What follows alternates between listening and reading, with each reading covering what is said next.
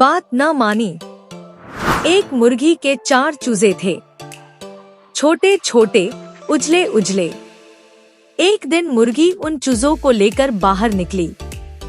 रास्ते में उनसे बोली, देखो, इधर उधर मत जाना, साथ साथ रहना।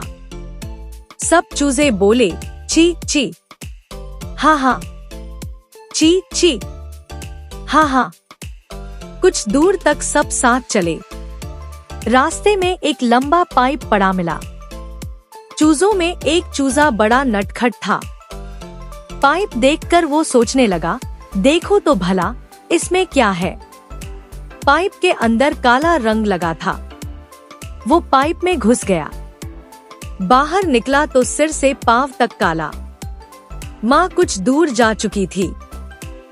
ची ची करता भागा और माँ तक पहुंचा। बोला, ची ची, मैं आ गया। मुर्गी चूजे को देखकर बनावटी गुस्से में बोली, तुम कौन हो?